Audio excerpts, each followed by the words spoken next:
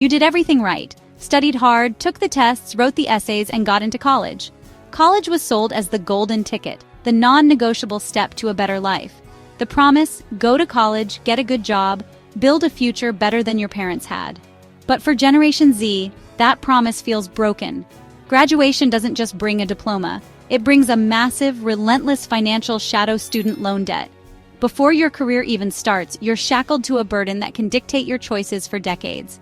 The dream of opportunity has quietly become a nightmare of obligation. It's like starting a race 50 yards behind, while others sprint ahead. Your degree is supposed to open doors, but debt keeps you from walking through them. Want a job you're passionate about? The loan payment says no. Dream of buying a house or starting a family? The debt-to-income ratio laughs at you. This isn't just a financial problem, it's an existential one. It makes you question the very system you were taught to trust. An entire generation is stepping into the world, more educated than ever, yet financially paralyzed. Higher education, once the great equalizer, now sorts people by their ability to navigate debt. This isn't about irresponsible spending, it's about a system that failed. To understand it, we need to see how this mountain of debt was built, stone by painful stone. The numbers behind student debt are staggering. They're a character in this story. As of the mid-2020s, U.S. student loan debt has soared past $1.7 trillion. That's more than all the credit card and car loan debt in the country. Over 43 million Americans carry this burden, about 1 in every 8 people. For Gen Z, the average borrower graduates with $25,000 to $35,000 in debt. Many leave with six-figure balances, especially after grad school or private universities. These aren't just numbers. They're delayed dreams and compromised futures.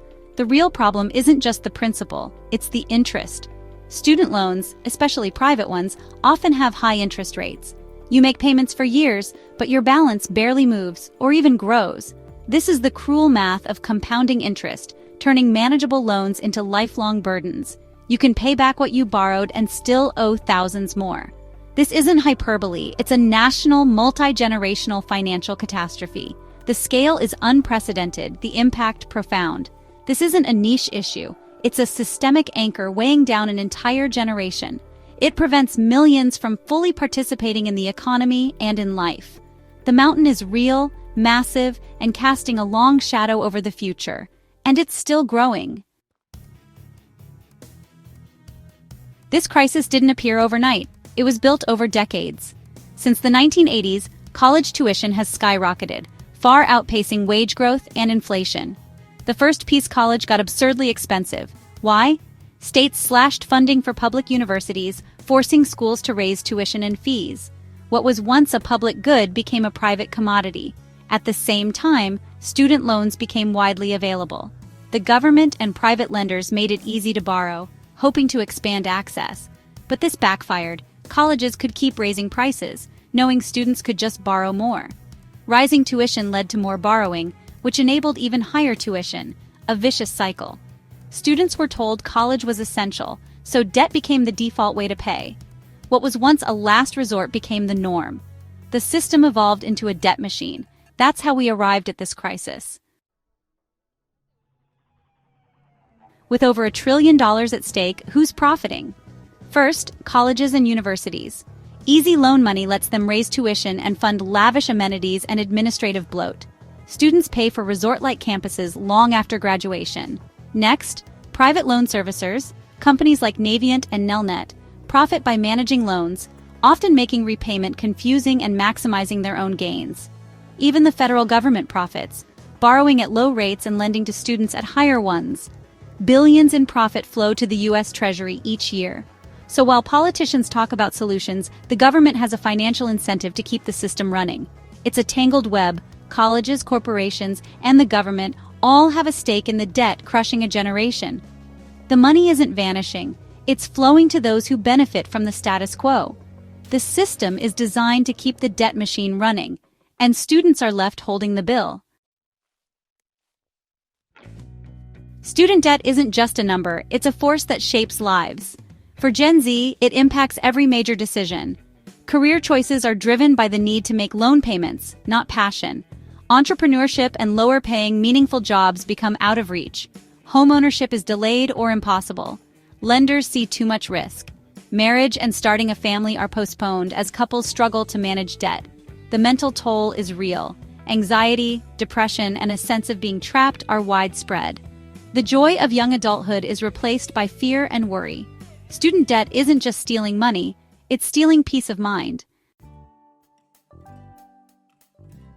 Behind the statistics are real people, living the crisis every day. Maya, 24, dreamed of working in conservation, but her $450 monthly loan payment forced her into a corporate job she doesn't believe in. She says, "Every paycheck feels like a betrayal of why I went to college. The debt didn't just give me a bill, it took my purpose." Liam, a first-generation college grad, juggles multiple freelance jobs to pay off $60,000 in debt. One slow month and I'm at risk of defaulting. I can't afford to get sick or take a day off. Social lives, hobbies, and even basic security are sacrificed to keep up with payments. There's the teacher working weekends as a bartender, and the couple living with parents into their late 20s because they can't save for a home. These aren't stories of failure. They're stories of people who played by the rules of a rigged game. The human cost is everywhere. Lost dreams, delayed milestones, and a future that feels out of reach. This crisis isn't about numbers, it's about lives. It's about the pursuit of a future that feels increasingly impossible. The debt is more than financial, it's personal, and it's everywhere. The crisis is so big, solutions are finally on the table. The most talked about widespread loan forgiveness, canceling $10,000, $50,000, or even all student debt. Supporters say it would free millions to buy homes, start businesses, and participate in the economy. Critics argue it's unfair to those who paid off loans or never borrowed, and worry about the cost. Other ideas, cap or reduce interest rates, making debt more manageable. Some propose tuition-free public college, treating higher education as a public good. Others want to boost funding to bring tuition down, or expand trade schools and apprenticeships as respected, debt-free career paths. There's also talk of holding universities accountable. If their graduates can't pay back loans, schools should share the risk. Each solution has pros and cons, but all agree. The current path is unsustainable. The debate is no longer if we should act, but how. Change is coming, one way or another. Policy fixes matter, but they're just band-aids on a broken system. We need to ask bigger questions. What is the true purpose of higher education? The college for all mindset has funneled millions into expensive degrees that may not fit their goals or the economy. We must create and respect multiple pathways, trade schools, apprenticeships, on-the-job training, that lead to good careers without crushing debt. Colleges must be held accountable. Are they serving students, or just chasing prestige and profit? Public funding should be tied to outcomes that matter, student success and affordability. Ultimately, this is about our social contract. Do we believe access to opportunity should depend on ability to pay? We need a system where ambition isn't limited by debt, and education liberates, not chains, the next generation. It's time to imagine something better. So who's responsible for fixing this? It's not just the individual borrower. Gen Z didn't create this system. Blaming young people ignores the institutions and policies that built the crisis. The responsibility is shared. Universities that prioritized profit, policymakers who let costs spiral, financial institutions that profited, and all of us who accept the status quo. This isn't a partisan issue, it's a generational crisis. The path forward is collective action and shared responsibility. We must demand better, speak out, and vote for leaders willing to act. The student debt crisis is a defining challenge, but also an opportunity. We can demand a new social contract, rebuild a broken system, and restore the promise of education. The question isn't just who's responsible, but who will answer the call. The future depends on it.